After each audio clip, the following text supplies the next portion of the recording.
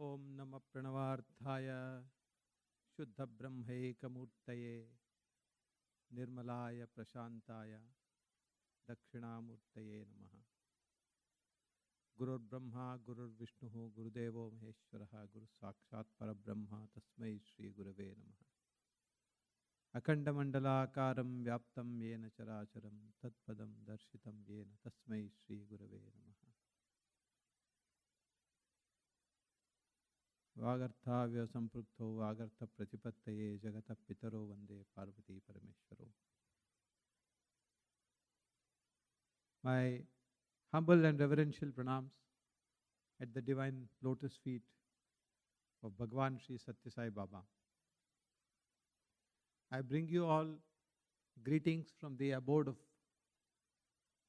Prashanti Nilayam and wish you all a great retreat and a lovely 2.5 days of friendship, fellowship, learning, introspection, and having the joy of being in the company of Swami and fellow devotees.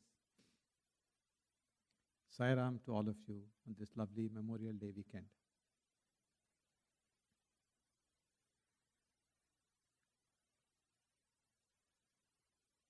I was asked to speak, and when I inquired how long I should speak, they said you can speak for any length of time. But then the organizers added a rider, said you can speak as long as you want, but after an hour, none of us will be in the audience. So I don't want that to happen. And when we start talking about Bhagwan, the way time flies, how our mind goes into its own spin, you don't realize the time has actually flown by. I was recently in the United Kingdom a few weeks ago. There were 2 programs that I attended. One was the National Ishwaramma Day program. It was a beautifully organized program with a lot of children participating. And the organizers wanted me to be there and speak. So when I saw the program, I was pleasantly and happily surprised to note that they gave me 5 minutes to speak. So I said, thank you very much. You've done me a great favor. And I would sit and watch Swami's Leelas being performed by the young children. And the program was so beautiful. It was about 4 hours of different episodes on Swami's life, all done by the Bal Vikas children in the group. So that is what is something which we all want to see, not to see a drab speaker coming on the stage and blabbing away something, some experiences, things like that. I think that is very important for us. So to make up for that lapse on the next day, they told me there is another center meeting, so you have to please address that center. I said, well, I wasn't prepared for that. And they said, sir, not to worry, you can speak, whatever comes to your mind. And I said, how much will you give me time there? They said, you have a whole 1.5 hours. So the speech that I thought I had to render in 1.5 hours, I finished it in 5 minutes. And the second one for 1.5 hours went on without a hitch. And I spoke only about Swami. So that's what happens when you start talking about Bhagwan. I often wonder, why is it that we are all sitting here in this beautiful hall, in this lovely part of the country which I'm visiting for the first time, to see the extremely lush, beautiful, tall trees and vegetation that we see here, instead of being on a nice sunny beach on a Memorial Day weekend, or go up the mountains, enjoy fresh air, go on a walking trail, go swimming, just chilling out in the lovely weather of Florida. Why is it that none of us are doing all of that? And why is it that we are all sitting here? There is an answer to this question which we get from Adi Shankaracharya's works. Those of you who have heard me speak will also remember that I have the good or bad habit of picking out things from Adi Shankaracharya's works and putting it in context for us to understand. And in the famous Viveka Chudamani, which is called as a Prakarana Grantha, composed by him sometime between the year 700 to 830 AD. That's when he lived. He lived only 32 years, 798 to 832 or so. In those 32 years, he composed many things, and one of them was this. And he starts this after the Dhyana Shloka, the second shloka, he says, Durlabham triyame vaitat daivanugraha hetukam manushyatvam mumukshatvam mahapurusha samshrayaha. What it simply means is three things are very, very difficult for us to get or to achieve. We cannot get these three things. Whatever you do, you won't get it. And what are they? The first one is manushyatva, being born as a human being. It's not in your hands. And how much ever you desire in this life to say, next life, I want to be born as a human being so that I will be in Swami's organization and I will be a sevak there, I will be a seva dal there, I will be doing Swami's seva and redeeming myself. If that is your earnest desire, you're not going to get it. I'm sorry, it's not in your hands.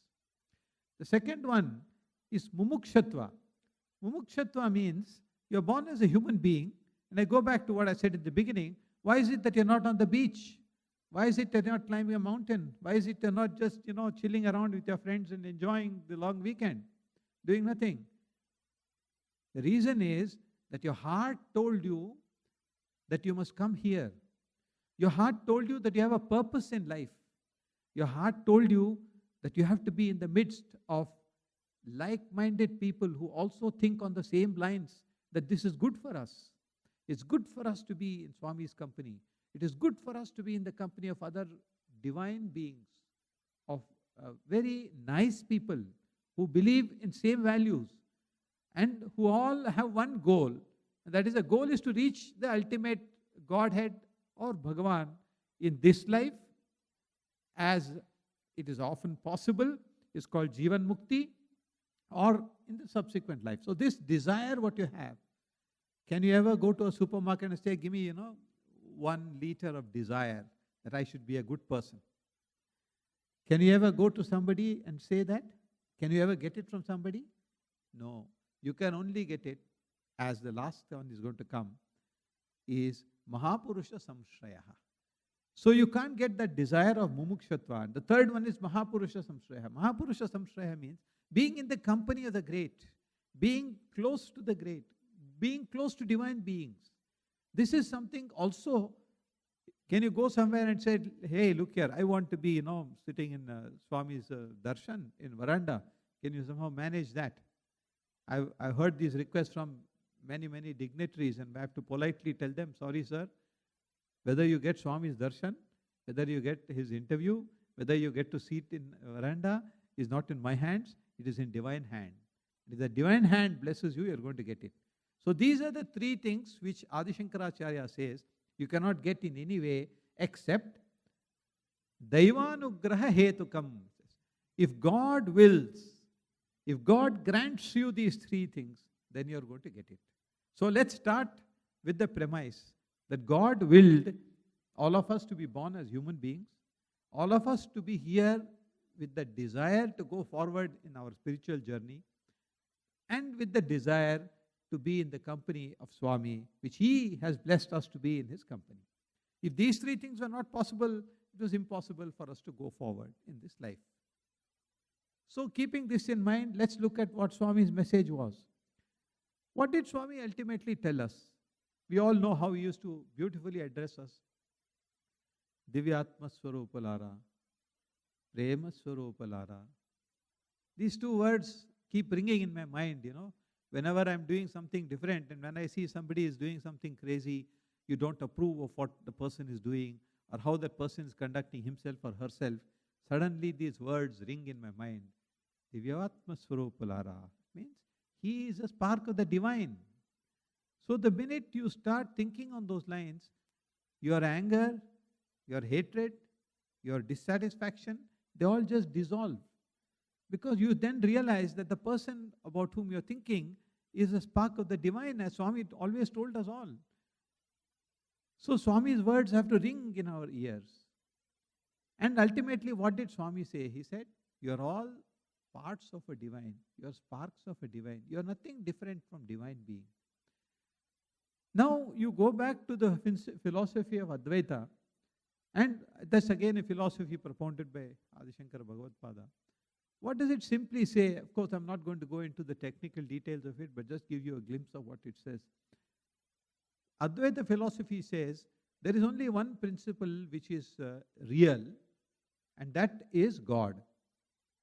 Nothing else is real. Everything else is Maya. There's no other entity at all except God. Now, if you look at it, it looks a bit absurd. I have a friend, I have a wife, I have a son, I have a daughter, I have children, grandchildren, friends, I have workplace friends. How is it that you say all this is unreal? They don't exist. They do exist. But all of them have the same spark of divinity in them. So if you shorn the body of it, then what you're left with is the basic raw material, and that is God particle. We had a recent, very interesting workshop in Ayodhya on the principle of Advaita and quantum physics. And we had a number of professors who came and spoke to us from many universities in the United States, in England, in UK, and other parts of the world. And they told us about an experiment when they were trying to do, it's called the double slit experiment. So they were trying to see how a particle moves. So they had two slits on a sheet, and they started projecting protons into those slits. And people are observing what is happening on the other side. The scientists observed that every time this proton was shot into this piece, it would find one of the slits, and it would go in a particular trajectory. This happened for a considerable length of time. Thereafter, they placed a camera on the other side to observe as to how this is going. The minute a camera was placed there which could see these protons, the protons started behaving differently. They were not following the trajectory. They were following some other trajectory. They said, this is an aberration. How could it be? Then they said, no, we have to test it. So what they did was, they kept the camera there. They blanked out the camera without the vision. And the protons kept going straight. There was no difference. Then they started realizing that this drishti or sight is something which matter is perceiving. So when you look at Swami's drishti, when it falls on us, there is a reaction that takes place. As I'm narrating to you, I can actually feel some vibration in my body now. When you're seeing Swami's eyes, you're sitting in the Kulwant hall, maybe in the last row or wherever you're sitting, and you put your eyes on Swami, and he just turns. Maybe he's not looking at you, but his very presence makes something different. Now, quantum science is now accepted it. This is subject matter of number of theories, articles, papers, theses, and it's well published. And so, what they tried to conclude was that matter is amenable to influence by something else. And what is that something else? Is a God particle that we're talking about. Now, why is it that we all feel so elated when we are just sitting in Swami's darshan? After all, Swami is not doing anything for you. He's just coming from his place, sitting down and going away. He's speaking to very few people. And we all feel so jealous. Oh, he's speaking to him, he's not speaking to me. He's calling him for an interview. He didn't call me for an interview. So many days he's going there for Swami's darshan. I'm sitting here in the last row. All these thoughts keep coming to us, no? We all want that. So that desire is there. So that is mumukshatva. Now, when this situation is happening and you are actually sitting there, how is it that you experience this? You experience it only because it is divine will, and you experience, which scientists are today accepting, is that matter is controlled by the mind. So there is a force which controls it. So how does it control is something which they are still trying to study. Now, if you look at it from Swami's perspective, when Swami says you're all divine, you look at everybody else as divine. Can you ever imagine you're getting angry with somebody? Will you have anger? Kama, Krodha, Lobha, Moha, Mada, Matsarya. These are the 6 Arishad Vargas which Swami says you have to get rid of. We are all very familiar with the sealing on desires. Right? I also have certain resolutions for sealing on desires. And it's an interesting experiment I did with myself. Said, give up coffee. Let's see how it works. Said, no, it's not going to be possible to give it up.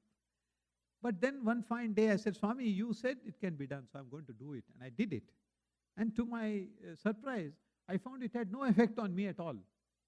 I didn't get headaches, I didn't get any problems, I didn't have any other problem. In fact, the problems that coffee created went away.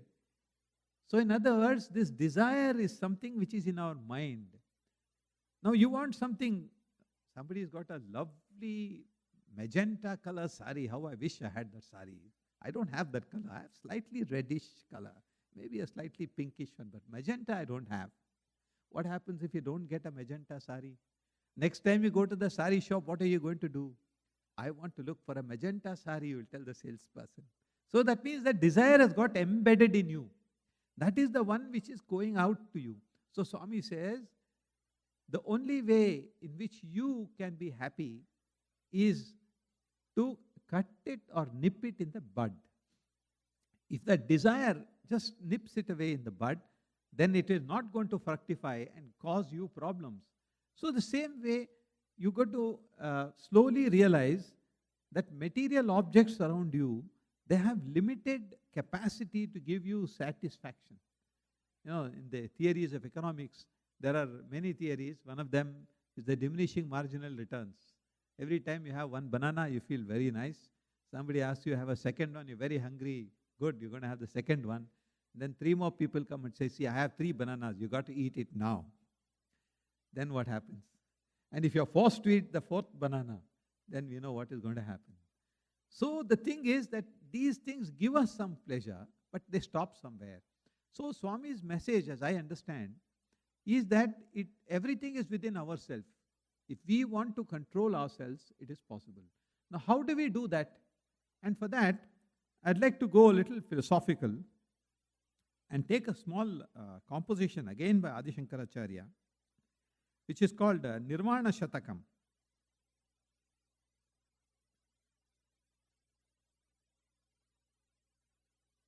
It's just a 5 verses composition.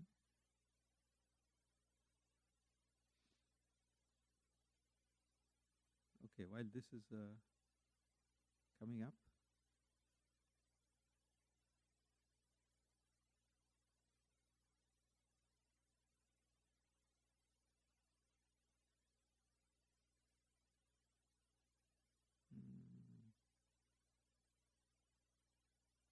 Okay, it seems to be evading me now.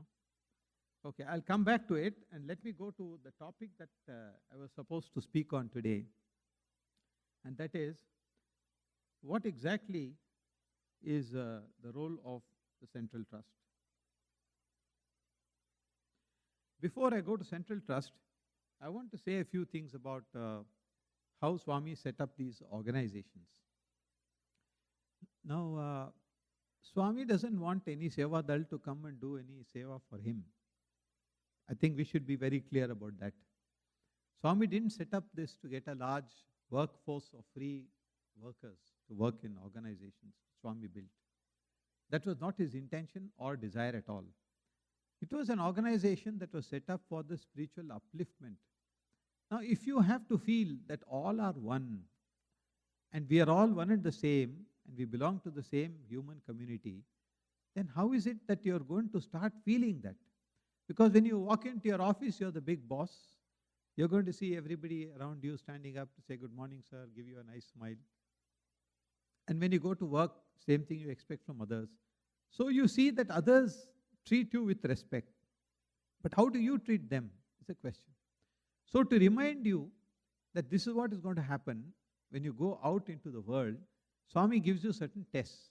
I'll start with the actual episode which happened. A gentleman called me to say, sir, I've been introduced to you by so-and-so. I have a request. So I said, yes, what is the request?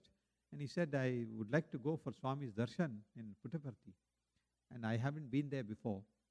So I said, yes, you can go for darshan, there's no problem. I would like to know how I get there and where do I stay and things like that. So I did organize some of that, and I introduced him to Mr. Chiranjeev Rao, who was then, as many of you would know, looking after the ashram administration. And Chiranjit Rao, this gentleman went there. He's a CEO of a big company which has about 25,000 workers, staff working under him. And you can imagine what his position is and how his lifestyle would be.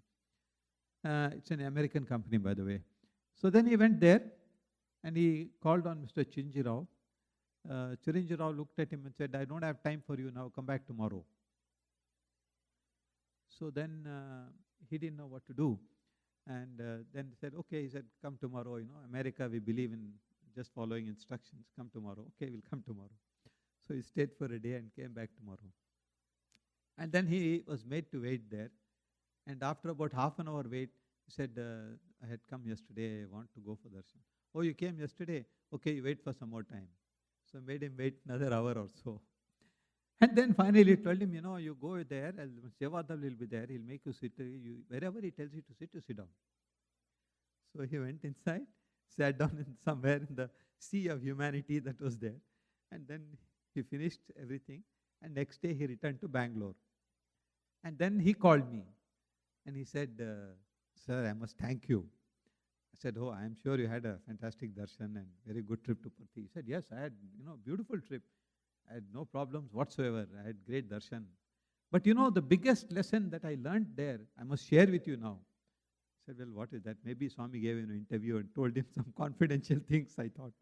He said, "No, this was the biggest ego reset button for me in my life." He said, "My ego was at such level that I never imagined that somebody could even treat me like this. And Swami taught me this lesson, that ego is not going to take you anywhere. It is humility and devotion which is going to take you somewhere." And that is the lesson that I learned. And after that, he comes back to Parthi many times. But now he doesn't trouble me. He's made friends in Parthi. And he goes there for darshan on his own, expecting nothing but getting everything that he thinks he should get or that he deserves to get. So in this scenario, when you look at it, why is it that Swami created the Sai organization and he blessed it, is to enable all of us, whoever want to be set our ego buttons, to go and join that. I make it a point every time I go in Prashant Nilayam, I talk to some of the Sevadal who are working there. I never miss a chance. I see young people, old people, middle-aged people, and I speak to them in their own language, either it's Hindi or Marathi or Gujarati or whatever language, Telugu sometimes. So they're all very happy and they start talking to me. And I ask them, where do you come from? Do you attend a Sai center near your place? How often do you go there? And is this your first visit?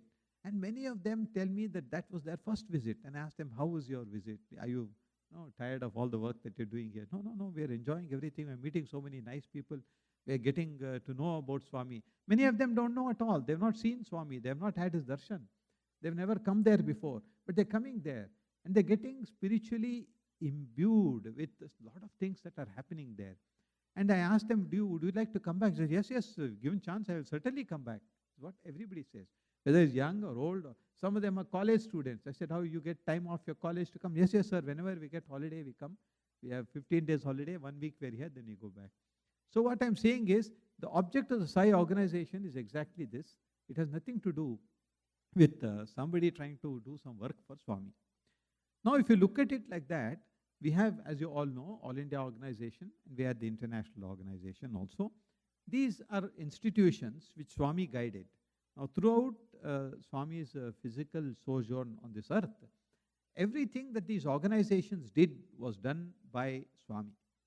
I still remember when he first asked me to be a trustee on the medical trust, I was, perplexed and flabbergasted. I said I was only 39 years of age. I had just then lost my father in the middle of a law practice, which was fledgling. He said, you be a trustee. I said, Swami, I'm not a doctor. Sheepishly, I told him. He said, yes, of course, I know you're not a doctor. I said, what will I do in the medical trust? No, you don't do anything. You just be there. Then I said, just be there. I still didn't know. Then I said, no, Swami, please think of some doctor. So again, he said, no. And he took me into the small interview room in Vrindavan. There's a larger room and a smaller room, ante room. And then I sat in front of him, I held his feet, I said, Swami, I don't know if I'm capable of this. So he looked at my eyes and he said, Bangaru, nu undu akkada. He said, you just be there. Nenanta pani chestanu. I will do everything. You don't do anything. So then I was elated, instead of getting a position as a trustee. And Swami is saying, you be there, I don't have to do anything, and he is going to do everything. This is a cushy job, like President of India. You just sit down and put some signature somewhere. Don't do anything. I said, okay, Swami. And true to that word, he didn't expect me to do anything. He never directly told me to do anything. But then, it sort of builds on you. What happened was, next day, Swami said, did you see the hospital building? I said, no, I haven't. Construction is going on. Yeah. That's all. He said, go and see. So he called the architect and said, take him, let him see the building under construction. So I went there. It was pouring rain. I was thinking I'll postpone the visit. Then I decided, no, Swami has said I must go, so I can't postpone it. So the same day after darshan, we went there. It was pouring rain. All the big earth-moving equipment was there. The site was in fully slushy condition. So the architect also came along. We drove around inside. And then he told me, sir, this is the building here. This is coming here. That's coming here. And I said, okay. And then it was just Namka Vaste visit, because if next day Swami asked me, did you go? I should say, yes, Swami, I went, I saw. I didn't want to tell him I didn't go. So he came back. I came back to the ashram and I asked them, where is the sanction plan for this building? I want to know whether building approvals have come. Everybody is looking at each other's face and said, there's no building approval. I said, what? You started the building and there's no building approval. How can you go on? Please stop the work today, otherwise Swami is going to get into trouble. Stop the work. And everybody was alarmed. Said, no, we can't stop the work. Bulldozers are working, everybody is there. Then I said, no, nothing. We got to solve this problem. So then frantically some phone calls were made, and we called the head of the bank, the development authority, and he said, sir, the plans are all ready, but there is a hitch between the government and this department, so we can't issue the plan. I said, what is the hitch? Let's talk to the government. So I spoke to the minister concerned, and I told him, sir, this is the problem. The building has started and plan is held up because of some governmental issue. No, Naganand, don't worry. I will do one thing. Can I come for Swami's darshan tomorrow with the sanction plan? His minister was then Mr. Deshpande. So I told him, yes, sir, please do. You're most welcome. And then early morning we went for darshan. I was sitting in darshan. I was frantically looking around. Where is Mr. Deshpande? Not to be seen anywhere. Just before Swami arrived, he was ushered in and he came and sat down. Then I saw nothing is in his hand. So I was wondering what happened to that sanction plan. I was looking around. Then the chief engineer was dealing with it, came up to me and whispered to me, sir, last evening, minister has sent the sanction plan and it is now with us. He is going to formally give it to Bhagwan today at the darshan time. So what I am trying to say is, Swami asks you and gives you some direction to do something without telling you. He never told me to do any of these things, but this is how it worked. And it worked and it went on. I'll tell you another incident about how Swami makes things work. Some years ago, our family, we decided to go to Russia. My wife was not too happy going to Russia. But anyway, she said, I'll come with you. Our children were also with us. Swami blessed us and gave us the gifts and other things. And then I got into the car in the ashram. And we were about to leave the gate of the ashram. The Sevadal came running and said, sir, there is a box for you. So I said, are you sure it's for me? He said, yes, sir, Swami has sent it. I said, okay, what is that box? I said, what is the box? He said, I don't know. So he put the box in my car. We came out of the ashram. Then you had a level crossing. You didn't have an overbridge there. So we had to cross the railway tracks. And my curiosity overpowered me because Swami knew that I was going out of India that evening. So what does this box got to do with that? So I said, no, we have to see what's in the box. So I went a little ahead, stopped, and I couldn't, my curiosity overpowered me. I opened the box and I found it about 20 kilograms of prasadam sweets. I said, what do I do with this now? In a few hours' time, I'm just going home, picking up my bags and going to the airport. Suddenly a thought occurred to me. Swami knew I'm going to Russia. Maybe I need to take it to Russia. So went home, got one more suitcase, put this entire sweets into the suitcase, and checked the suitcase in without knowing what we are going to do with it in Russia. So then we were in Moscow for 2 days, and somebody had told them that we are coming, and so one of the persons called me to say, we're having a satsang on Thursday, can you come with us? I said, okay. So then I decided, well, these sweets must be for them. So I packed up the sweets into 2 or 3 big bags, and the gentleman came, picked us up, and went to the house where the darshan, this bhajan was taking place. As soon as we reached there, he saw us carrying all these bags and all that, and they welcomed us, and then said, they asked, what is this? So I said, this is prasadam. Swami gave this prasadam. So neither Swami told us, nor anybody told us, but anyway, the prasadam reached, and then they all started smiling. He said, why, what happened? He said, this is Swami's prasadam, he has sent it? Yes. He said, exactly a week ago, they decided to go to an ashram, to an orphanage, to do some Narayan Seva there. And they had started collecting clothes and sweets and everything for the kids there. There are about 100 and odd kids there. And they were praying to Bhagavan that he must send sweets and send some prasadam for them. And they were saying, we are 100% sure that Swami is going to send us some prasadam. I said, how are you sure? I didn't know anything about it.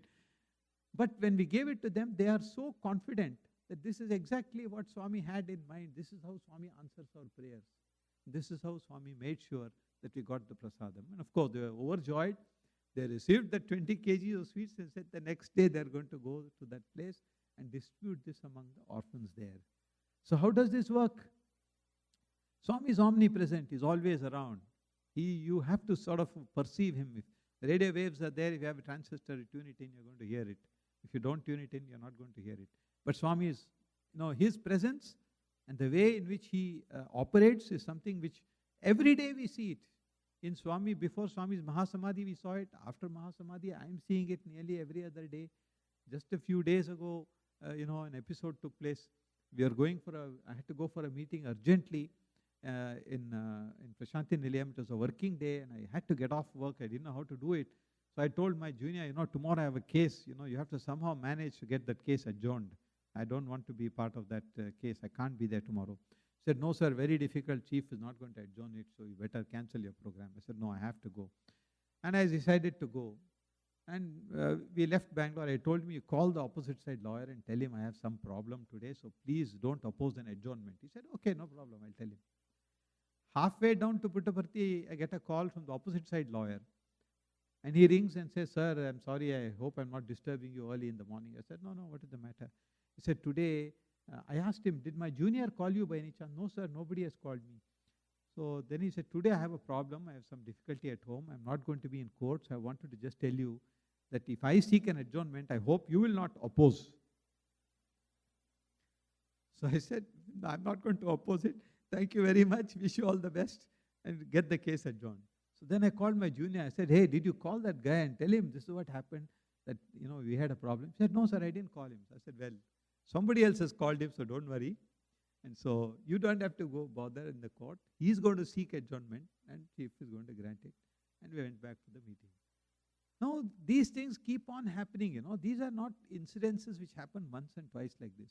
So what I'm saying is, Swami being around us is something which we must perceive all the time.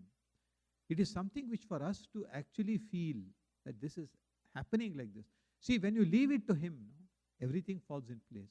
If you go on thinking, I'm going to be the doer, I'm going to be the person who's going to do everything, it won't happen like that. So it is important for us to let go and leave it to him. And you have to pray to him, of course. You have to have devotion, and you have to have a bit of patience. So I digressed while telling you what was the object of the Sai organization. So the organization is only getting together people who all believe in Swami, who all think that they should progress on the Swami lines and how they should go forward with it. Now for the overseas organizations, there was a different setup. But Swami was directly involved in everything that was happening in the Indian organization and the overseas organization. I remember many of the international presidents, they were always coming directly and taking guidance from Bhagavan. And he would tell them what to do, what not to do. Many occasions I remember when Michael Goldstein used to come, he was the president then, and chairman he was called. So in Vrindavan, if he comes and Swami has to give him some instructions, he would beckon to me or somebody else who was there to come here and sit there because conversation was a bit of a difficult communication. So Swami would ask one of us to be there and explain to him what Swami's instructions are. So I know every nitty-gritty was being explained by Bhagwan himself. Now, post the Mahasamadhi, unfortunately, we don't have that situation where Swami is not in a position physically to tell us what to do, what not to do. But he has told us enough and more, and he has said this is exactly what you should do and how you should be. And so we have to fall back on Swami's words and go back and see what exactly he has said and how we are going to go about doing what we are supposed to do. So the Indian organization is one, the international organization is another one. And the object of getting all of them under one roof or one, platform was discussed several years ago, and a lot of discussion took place. That's how the Sri Sathya Sai Global Council was formed. And I'm not going to, give you the details of all the problems that happened and how it happened and why it happened. It's not relevant. It's all that is important is that this forum is a forum where all devotees from all countries come together. The Central Trust has very little role to play in it. Central Trust is only 2-3 nominees on that entire board of so many people. All the zonal chairs are there, vice chairman is there, the All India organization people are there, and other coordinators are there. So and everything is a democratic process there. There's no veto or casting vote like what we have in the UN Security Council. And, everything happens as per consensus. Till now, we have not had any majority decisions. All decisions are by consensus. That's how it's working. That's how the Central Trust also works. So in a situation like this, if everybody has to come together, Swami always used to say, Kalasi melasi perugudam. Kalasi melasi perugudam means let us mix and mingle and grow. That's the only way in which we can grow. We can't grow in bits and pieces. That's what Swami always believed. So this global council was formed, and the global council has now been functioning for 2 years or more, and it's functioning pretty well. What is the role of the Central Trust is something which people ask me. So I thought I will spend a little time and give you a background of what the Central Trust is. Can we have the next slide? I hope you all can see it. There's a diagram there which shows you what the Central Trust looks like. It has 3 circles. You have Sathya Sai Archives, then schools, hospitals, media center, then Vidya Vahini, and human values. The ones all in the middle circle, the light pink, they are all institutions which are directly run by the Central Trust. Administered, run, managed, funded, everything by the Central Trust. Then you have the next circular one, which is slightly darker pink, and that is the Institute of Higher Learning. As all of you know, the Sathya Sai University is called the Sathya Sai Institute of Higher Learning.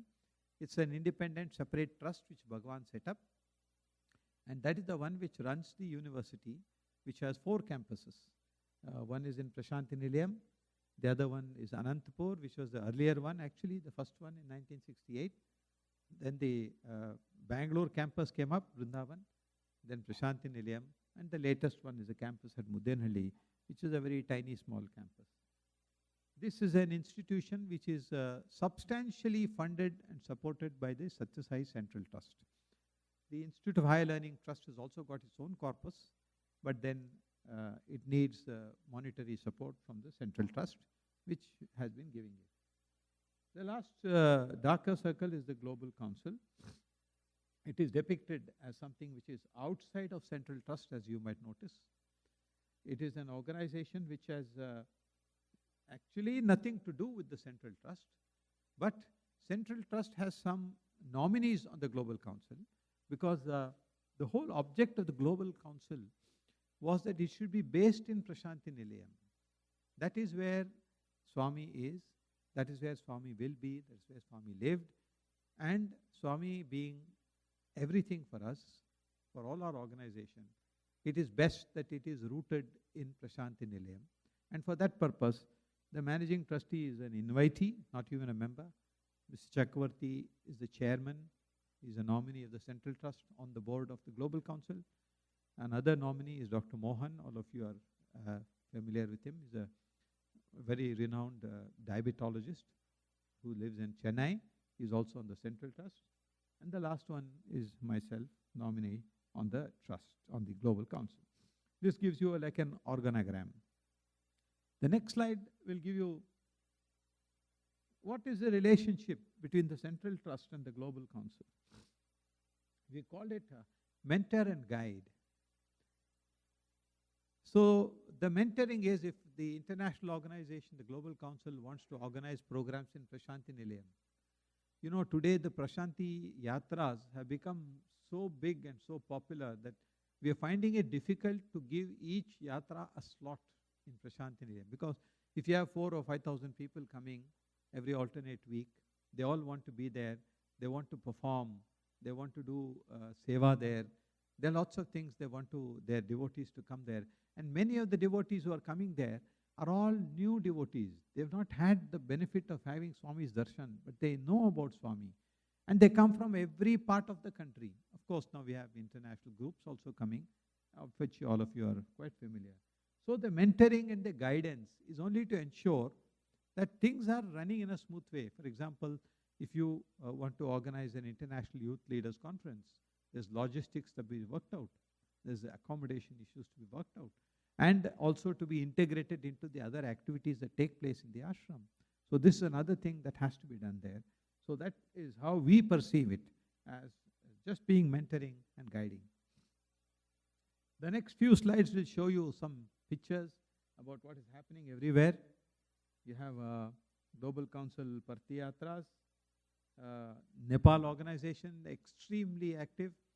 And they have some fantastic programs going on in Nepal. They have a great school building. It's been expanded now.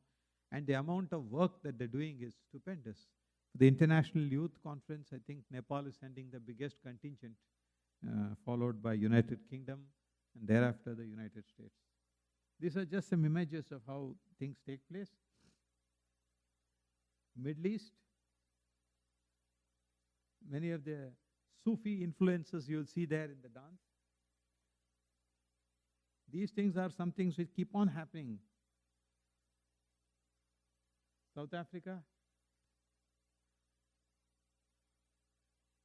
South Africa also has got a very large contingent of youth who are coming for the International Youth Conference.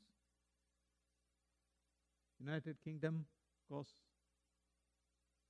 it's the biggest component in the Europe zone. Also, we're going to have a good compliment from them for the upcoming one. The next one is your country. It was a very cute program presentation. The young boy who you see there in half pants looking like Swami, he did a great job. It's very, very beautifully portrayed. This was during the Guru Purnima in 2023, last year. Next one, Young Adults Leadership Program 23. I think this year numbers have quite healthily grown to over 400, I think. And so it's going to be again during Guru Purnima time. Center Leaders Conference is a grand success. For the first time ever. You know, one of the things that was troubling us was that in the international organization, there was a kind of a hierarchy that was being followed, which was that if you are a part of the international organization, you had to go through the international organization for everything and anything. You could not directly be in contact with Prashanti Nilayam or the administration there, which is now completely changed. And we today have no such requirement except for information. If you have your national and zonal leaders informed that this is what we're planning, you don't need anybody's consent to go to Prashanti Nilayam. The connection should be direct. And so for the first time, we organized a Center Leaders, Global Council Center Leaders Conference. Large number of people. Actually, this happened because before this happened, all the Sathya Sai Center Leaders Conference in India took place. And you know, there we have 5,000 or 4,000 centers. And so the number of that organization, that was a fantastic eye-opener for us. Because in India we have so many languages. So we had to split them up into Kannada, Telugu, Tamil, Hindi, and like major languages in India. So the group were split, and they had great interaction, presentations about what they are doing in their areas, what others are doing, adopt the best practices, made friends with other people who are doing similar projects. And there was a beautiful exhibition of all of this was displayed in Purnachandra Hall. It was on for 2-3 days. I think nearly a week it was on. And people could walk in and see what's happening in other places. So that's how it was done. So when we saw the grand success of that, we thought we must have a center leader conference for international organization also. And that's how this was done. I think it was a good success. We had a great participation last year. This year also, I think it's going to take place during Guru Purnima time. This was a Global Council exhibition. Guru Purnima time, we encouraged every country to come forward and come up with their exhibits, video, photos. And this is a lot of sharing that took place at that time. Buddha Purnima last year, this year is just concluded a few days ago. All the countries where Buddhism is practiced, they're all there. And it's a great event to see. This year we've had 2 or 3 very revered monks from the Buddhist order who came and spoke, and also they gave their type of music. The Chinese New Year is again a great event that is celebrated there. You can see them from Singapore, Hong Kong, Malaysia, all the Chinese-speaking countries, China also. Christmas, I think all of you are familiar with the grand Christmas celebrations that take place, and the kind of crowd that is there, because Christmas is the, weather-wise, it's the best time of the year to be in Prashanti Nilayam, because the heat is not so oppressive, the atmosphere is magical, there's a lot of lighting, and devotional songs, and the choirs are there, from international programs take place, and it's a grand reunion of all the Christian-speaking world. This is just an idea of the Global Council leaders who are all assembled there. Now you come to what activity is Central Trust performing. What is it that it is doing? We have 3 major activities. One is the medical care, or Medicare as we call it. And in the Medicare, we have hospitals. We have mobile hospitals. As all of you are aware, we have the first hospital was the General Hospital built by Swami in 1958 in Prashanti Nilayam. And thereafter came the 1991 was the Super Speciality Hospital in Prashanti Nilayam.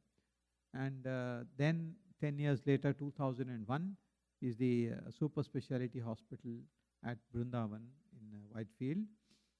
And then the mobile hospital came later.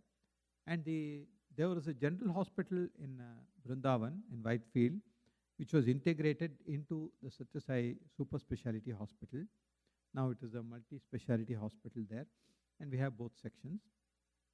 And same thing in Prashanti Nilayam. The general hospital has been upgraded substantially, and quite a bit of contribution for that came from the devotees in the United States, and they took care of quite a bit of the work there. And so, in addition to that, we have the mobile hospital, which goes around some parts of the Anantapur district and in and around Prashanti Nilayam. It goes on for 15 days every month, fully equipped. You have all the equipment in it, and patients needing, it also has a dentistry. So patients needing care are referred back to the hospital. They either come to the general hospital or to the super hospital. It also has maternity and postnatal care also. Just look at what is the cost of the free treatments that have been offered. Around $414 million is what we anticipate to be the cost of the service that has been rendered free of care. Some more statistics. Next slide will show you. 66% of the patients treated, they have a family income of less than $362 per annum, not per month. So that means it is taking care of the poorest sections of society, just like what people are doing here. You know, last year when in Canada, I was shocked on the way to our apartment. In one street we were driving. The whole street was full of homeless people speaking and sleeping in sleeping bags. So my wife and I was conversing in Hindi and thinking that the driver will not understand it. And we were very shocked to say, oh God, how are you going to stay here in this city? We made a mistake coming here. Maybe we were better off in India. This was the refrain of our conversation. And the driver happened to be, I think, Afghani or so I understood a little bit. He says, Maji, aisa nahi hai. Aap ghabrao mat. Only in part of the town, we have this problem. There are very few people who live like this. But most of the country is absolutely safe. We don't have this problem. But it's still there. We see this happening in every part of the world. You see, even in the most developed parts of the world. I'm sure it's there in the United States, it's there in the United Kingdom, it's there in Canada, and the only place I didn't find it was in Japan, I suppose. There also they have homeless people, but you don't see them in the condition in which we see them here. So why I'm telling you that is, the poorest sections of the society, one Muslim boy who works in our village, he came to me and he had a problem, so we sent him there. And he got his angioplasty done there. And he told me, sir, this is not a hospital, it's a temple. We don't feel like it's a hospital. The way everybody treated me there is unbelievable. Recently, another gentleman came to me. He had a problem with some brain-related issue, neuro issue. So he said, they're asking me to do some tests. I don't have money for that. What should I do? So I sent him here. I didn't, put any word or anything like that. I just said, go there. They'll take care of you. If any problem, let me know. So he went on his own. Now, you have a fantastic system there of fixing an appointment on phone. We have a large band of volunteers. Okay, they're spread all over. And we have a system by which you can dial that number. Anybody can dial a number and give some basic details and ask for an appointment. And so they will get some details of you, which department you want to see. Is it obstetric, gynecology, what department you want. And they'll give you a patient number and a code and a date and time for you to go there. So you don't have to go there and wait in a line. And these appointment dates are not some 6 months, 1 year later. The first visit that you're going to get there is maximum 5 to 6 days. If it's an emergency, it can be even earlier. But we don't have emergency care in the sense that if trauma, we don't have. If some accident-related case, we don't have that kind of system there. So it is mainly a pre-fixed kind of treatments that we are giving there. So this system is working beautifully. There are volunteers from everywhere are on the call, and it's open 24 hours. You can call and fix a time. So the thing is that even for a poor patient to come there twice is sometimes costly.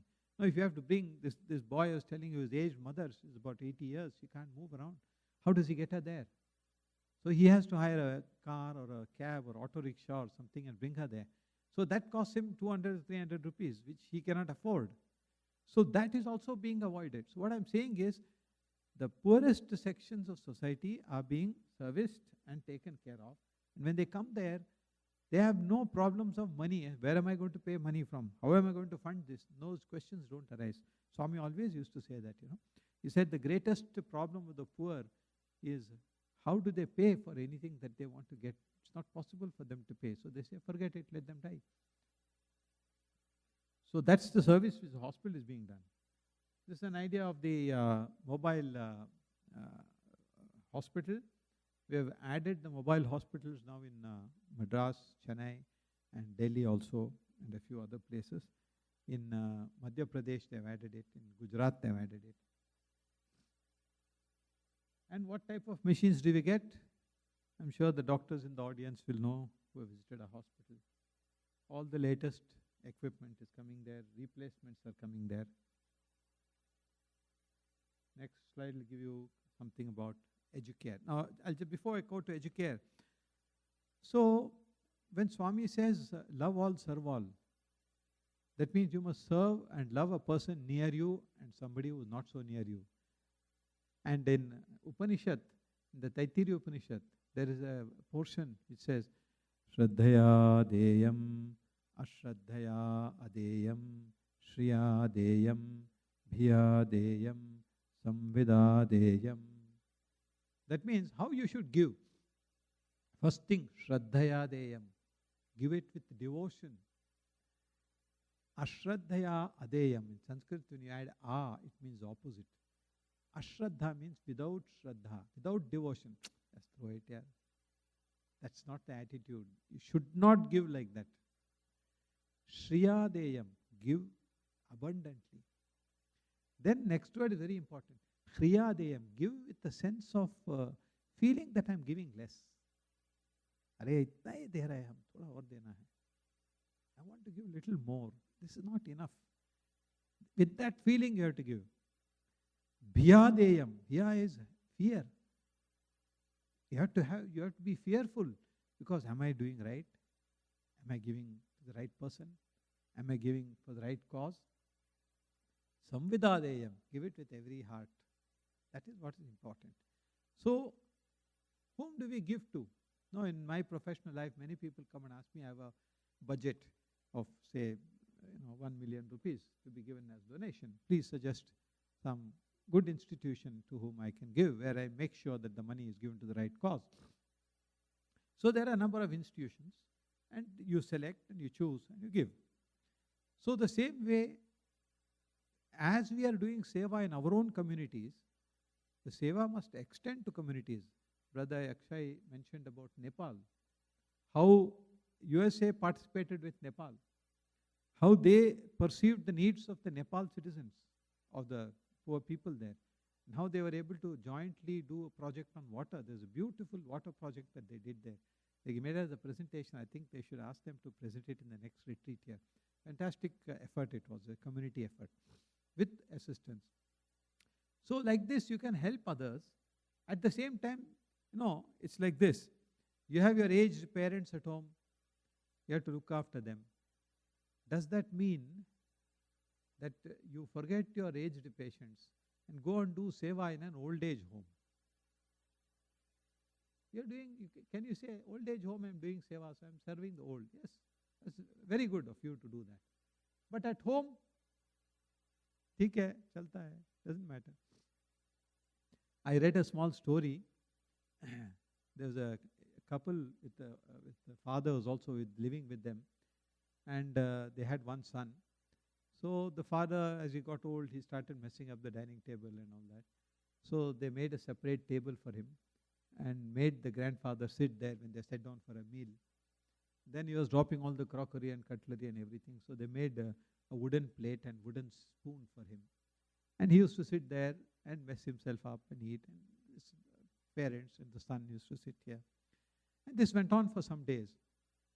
One day on a Sunday, when the father was at home, the son was playing outside, and he got a small piece of wood, and he was trying to cut the wood with something. So the father said, "What are you doing?" He said, "No, are you playing?" He said, "No, I'm not playing. I'm doing some work." So the father said, "What work are you doing?" No, I'm cutting the wood." He said, "Why are you cutting the wood?" "No, I'm making a spoon. I need to make that because you will need it after some days. Just like how grandfather is using it now.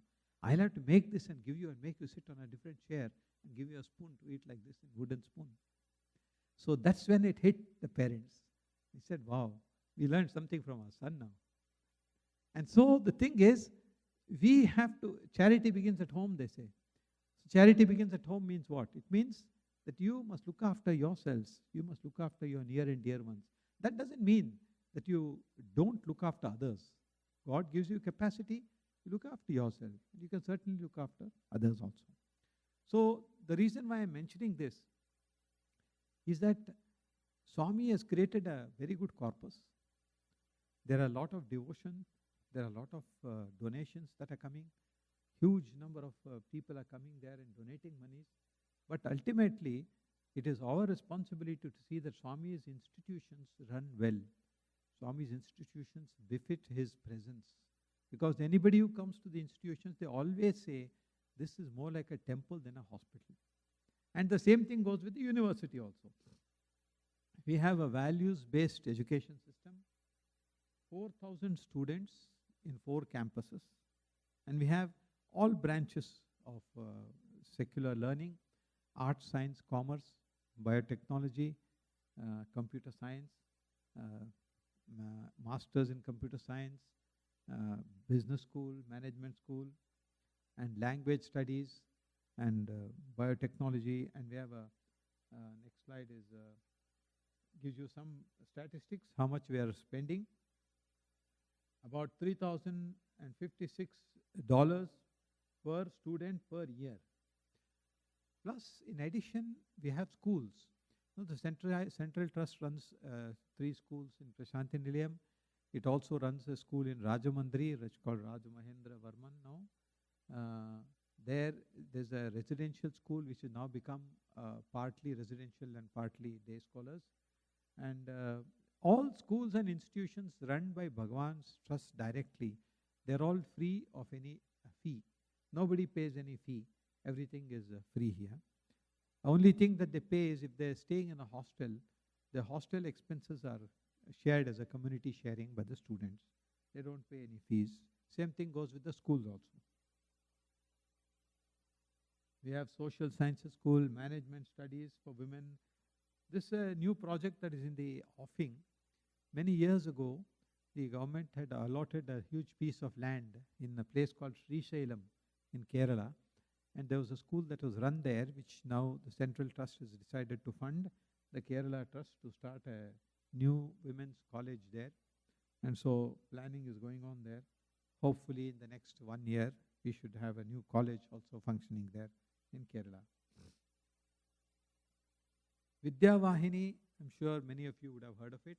Vidya Vahini is a program which is announced by Bhagwan in the year 2010 on his birthday, which was the last birthday that he celebrated. He said Vidya Vahini is going to revolutionize treating of school children. So what the idea is, it's a platform created with the help of a famous Indian company called TCS. And the platform gives access to the best teaching methodologies of the schools that are followed in the Sathya Sai Educare system. And the methodology and pedagogy of teaching which they follow here is going to be shared with a large number of other institutions and schools which don't have this benefit. For example, if you go to a city and we identify a particular 2 or 3 government schools, let us say, our Sathya Sai volunteers of Vidya Vahini will get matched to them. They'll go and see the infrastructure that is available there and share some of the teaching methodologies and the systems that are here with them. And some of the teachers are brought here and trained here. And they are taught different methodologies, and they have prepared pedagogies for different classrooms. For example, how do you integrate human values into normal teaching methodologies? Instead of teaching them separately as moral science, integrate them into the regular teaching. That is what has been done. We have a large number of volunteers there. You see the statistics there. Over 1,000 teachers. And the number of students is 5.6. No, I'm okay. And over 7 lakh beneficiaries till now. And this cross-pollination of ideas between teachers and the taught and the schools. You see, what has happened is, it has improved the level of the schools. And it has enabled the schools to function in a better way so that children are getting exposed to the SSE methodology of teaching. There's another new project that was taken up last year. This is the 2nd year now, going on 3rd year. The state of Andhra Pradesh, they realized that a large number of students are dropping out and not coming to school because their families cannot afford to give them a good breakfast. They don't eat anything in the morning. They just come in the empty. So the Andhra government decided that they're going to take care of one nutrition for them in the morning. Ragi is a kind of a millet. It's called finger millet, I think. And it's a very highly nutritious thing, which in South India we use it quite a lot. In Karnataka we use it. We make ragi mudde. Even in Andhra, they call it sankati. It's a millet, and it's cooked, and you can eat it with some savory, or you can eat it with yogurt, buttermilk, or you can eat it with jaggery and sugar. So the most healthy combination is mix it with milk, jaggery, and ragi malt. So that's a very healthy drink. So the government decided that they're going to do that. And they asked this trust, our trust, Central Trust, if we are willing to partner with them. So what is it they wanted us to do? Was they said they'll use the infrastructure of all the state schools. It's only for the state schools. So that is fully documented. And a SAI organization is the nodal point for collection of all this material. Central Trust is buying the material and making it available in batches to the areas where they're going to make this mix and deliver it to the schools. The schools will do the mix and the delivery to the students. So that's how it is working. So it's 43,000, nearly 44,000 schools in Andhra Pradesh. Number of students that are served is 3.8 million students are benefiting from this project, which is something which Central Trust is funding now. And we have already done it for 1 year. The next year also is going to go on. And that's quite about 25 crores of rupees a year is what we're spending on that. 250 million. Then Kerala, last monsoon was very bad. All the Seva Kshetras which were there, which were like Bal Vikas Kendras, and also they have, even in the state sector, they have small classrooms for, they're something like creche. They're not really a creche, but something like a play home for kids. So when number of them were completely destroyed in the last flood that happened there last year. And these are in very remote areas, where hardly, in fact, Ratnakar was telling me that in many places when he went there, the car had to stop at some 5 kilometers away. Then he had to take an auto rickshaw and go another, say, 3.5 kilometers. And the last 1.5 kilometers had to be done on foot only, because it didn't even have an accessible road. And in those areas also, there are small hamlets, there are kids there. And the parents are gone to work. So this is kind of a kindergarten, play home type of thing.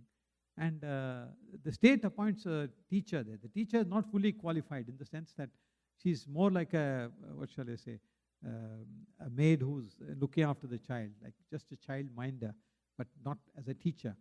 But that service is going on, so that could not go on because these were completely destroyed. And so the Sathya Central Trust funded that project, and 9 rural healthcare centers were opened. And there we have Swami's altar, and we also teach them some bhajans, but not like the formal Bal Vikas. I think water supply projects we're all familiar with. 10 million beneficiaries. This is during Swami's time. Some extensions and improvements have also been made now to take it to different parts. And Puttaparthi has become a district, and therefore we have number of people coming into the district areas also. The population of Puttaparthi is going up, so we needed to augment the water supply. This is another interesting project which we developed, is green energy. The cost of energy is mounting. The hospitals use a lot of energy, and the university uses it. We have a very modern research center called Central Instrument Research Facilitation Center, which is equipped with the latest state-of-the-art equipment for research into material science and other sciences. This is a kind of a central facility for all the university students from all the campuses to come and use. Of course, each campus has its own research facility, but this is a very mega kind of a facility that is there. I'm told that hardly any university in India has got this type of facility that is there. We are also now on the anvil of setting up incubation center and center for innovation, technology, and we are tying up with the different institutions for that purpose. And just now, we are about to set up a separate corporate body for this purpose as part of the university itself. So that is one science innovation, initiative that has been taken. This, what you see now, is a solar power project. All over ashram, inside the hospitals, and in the Bangalore hospital, wherever possible, we conducted surveys and we found we could install solar panels. And so we are able to generate 6.3 megawatt power, which is approximately about 40% of the energy that we consume, we are generating ourselves now. We are thinking of augmenting it. We did this in the stadium. I don't know, some of you might have observed it. All around the stadium, the seating areas, we have now the solar panels, which we are going to extend above also. And the new huts are being constructed. For that also, we are going to do that. So this is going to take care of greening of energy. Prematuru, I'm sure all of you are aware. United Kingdom is the first country which has completed its target of some 25,000 trees, I think, before target. Prematharu, the idea was to plant 10 million trees by November of 2025. As all of you are aware, Swami's anniversary, 100th anniversary centenary year begins in November 25 and ends in November 26. So the project was to be completed at that time. So hopefully we are going to finish that. I'm sure they've given America also a target. So many countries are reaching out. In India, we have some places, government is assisting us by giving us the saplings. In some places, we are not getting those saplings, but we have to buy them. But many countries gave the saplings. For example, in the United Kingdom, they told me that the government they gave them the saplings. And they also said, identified the places where you could go and plant. It could be government property, borough property, wherever it is. They gave it. And so the volunteers, the Sevadal, went and did all the preparation and the planting of it. Of course, it was done in a very scientific manner. So something like that is worthwhile to be done. I think you are familiar with all this. Christmas, birthday, convocation is always a great occasion. It's one day before the birthday, on the 22nd of November. We have had some great speakers at the convocations. The person who was responsible for moon landing, he was the chief guest last year, Somnath. Then all the other festivals, Ganesh, Chaturthi, Purnima. The Guru Purnima is, as you are all aware, the grandest festival that takes place there. Aradhana, of course, it comes in peak summer, but we have had great participation. On Aradhana day, we do a mega Narayana Seva.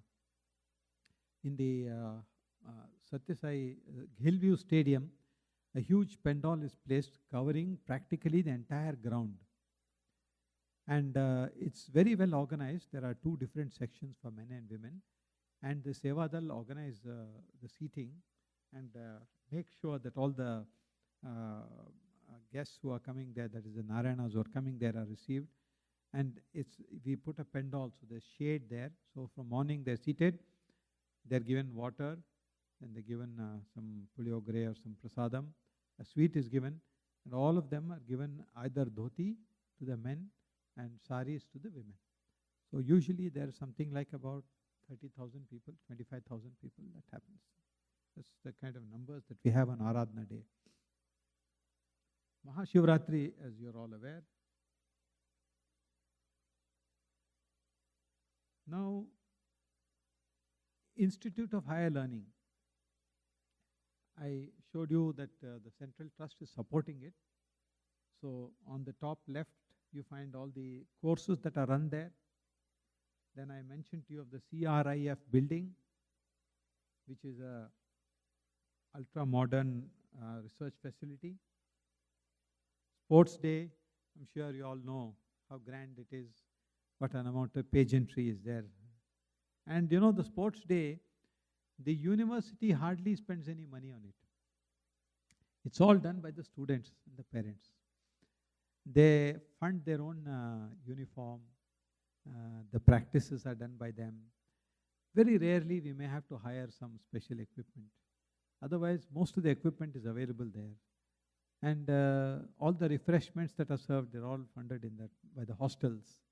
So it's like a collective, it's like a whole family coming together to celebrate the wedding of the youngest member of the family. That's how the atmosphere is, you know. And it's a great festivity, and of course it's very high quality. The campuses are also there. Now we have a problem with accommodation. I don't know. All the devotees who come, they want comfortable rooms.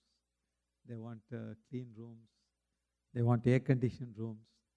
They want rooms with, lifts to take them up to the second floor or third floor. And they also want a good Western canteen, Indian canteen, food not too spicy, well served, different timing, good coffee. What else do we want? No, Swami always used to say that if you don't provide all these facilities, devotees will find it difficult to come. Not that they won't come. They will brave it out. They will come. I still remember the first time that I went after I lost my dad. We used to go for the major festivals in Puttaparthi even before, from sometime in the early 70s. But, the accommodation was not fully there. And so father was not very keen on asking for room there. So we would go in the morning, finish and come back. And our dear friend Gangadhar Shetty Garu, who's been a Swami devotee for a very long time, very dear friend of our family who died at 101 years last year. His family used to be our local host there for food. So we would go there and participate and come back. Those days there was nothing. In front of the mandir there was just some sand, and one image was there, and Swami used to come and give darshan there. There was no place to sleep, and you could practically sleep anywhere. There was hardly any toilet facilities. So that's from where there it has come up to this level now, where you have modern amenities, and all of you, I'm sure, are aware of the en bloc rooms. And I must tell you a secret. I had to fight very hard to enable email booking of rooms in en bloc. That was something which was which I couldn't understand, as to what is the objection for the ashram to accept an email from somebody to say, I'm planning to come at this time, can you give me a room? Why is it that we can't say, no, they must come and stand in a line? So anyway, slowly things are changing. I think things have improved quite a bit now, though there's room for improvement always. Another thing I've been fighting for, which I'm still not successful, is to have a help desk for overseas devotees. I think Brother Akshay and me, we have to go and do dharna next time in front of Central Trust office for this. Otherwise it won't happen. I don't understand why. But the thing is, if you go to a strange ashram, and let's say you're a first-time visitor, you're not aware. You have a problem in the night. You need some medication. Somebody falls down and needs some medical attention. What do you do? Whom do you call? Ashram closes at 9:30, gates are locked, nobody is there, no doctor is available, you don't know whom to go. This has happened. So we need a 24-hour help desk. And that's all that it requires. So I think if the Global Council offer that they will provide the 2 people for 15 days each as Sevadal who will man it. And we'll give some local help. So if you do that, then anybody coming from any country, right, if he or she needs any help, needs some guidance, what to go, what time does the canteen open, what time does it close, where can I get coffee, where do I get drinking water, if I have to go for a walk, where can I go, where I can't go, where can the ladies go, where they cannot go, where are the ladies' toilets. Now, this kind of information can be shared easily, and I think that will make Parthi Yatra a pleasant experience for everybody. I am connected with many institutions, and when I go to other institutions, I see how they welcome people, how they treat